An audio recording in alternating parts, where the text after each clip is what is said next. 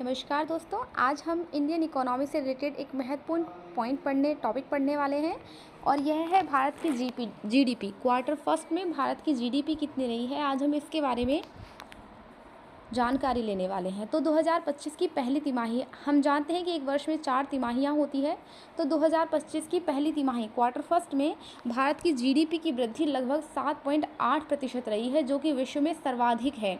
हालांकि हमें इस बात की उम्मीद नहीं थी, इतनी जीडीपी रहने की उम्मीद नहीं थी विश्व को, भारत से विश्व को, या हम लोगों को लगता था कि 6.5% तक ये जीडीपी परसेंट रह सकता है, पर क्योंकि 7.5% ये रहा है तो इसने वर्ल्ड को एकदम शॉक में डाल रखा है और यह विश्व की सबसे अधिक और सबसे तेज़ी से बढ़ती हुई अर्थव्यवस्थाओं में से एक है।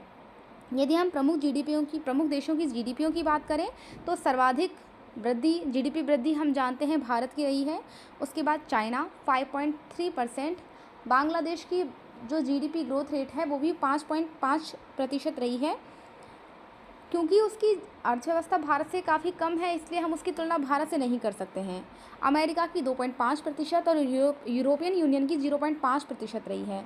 चीन एक स्थिर जीडीपी ग्रोथ रेट वाला देश रहा है। अमेरिका में मंदी आने की आशंका है और वियतनाम ने अच्छा प्रदर्शन किया है और यूरोपियन यूनियन की वृद्धि एकदम लगभग धीमी है और भारत का प्रदर्शन सभी देशों में सबसे श्रेष्ठ रहा है।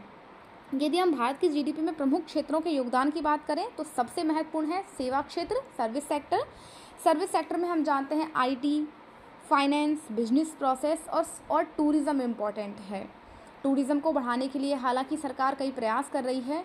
आईटी में भी भारत नंबर 1 बना हुआ है, आईटी में भारत काफ़ी अच्छा है और आईटी इस सर्विस सेक्टर का योगदान जीडीपी में है 55%। इसके बाद हम दूसरे क्षेत्र की बात करते हैं, वो है मैन्युफैक्चरिंग और कंस्ट्रक्शन।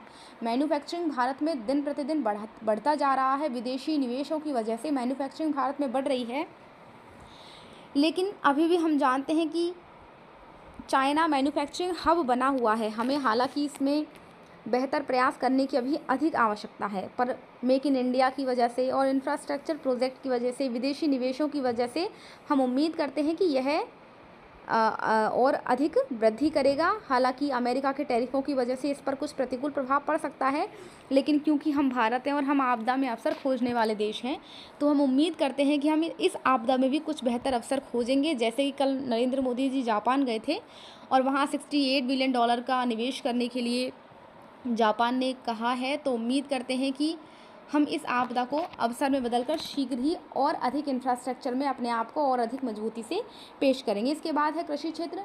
क्योंकि मानसून, भारत में कृषि मानसून पर निर्भर करती है और मानसून उतना अच्छा नहीं रहा है, तो कृषि क्षेत्र में वृद्धि धीमी रही है।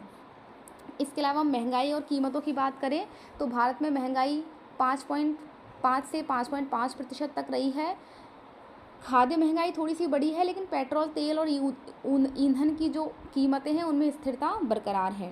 अन्य आर्थिक तत्वों की यदि हम बात करें तो हम जानते हैं कि भारत में आयात लगातार बढ़ता जा रहा है और जिसमें से हमने अभी कुछ दिन पहले ही एक न्यूज़ सुनी थी कि रूस से हमने कच्चा तेल या ऑयल और अधिक मात्रा में खरीदना शुरू कर दिया है।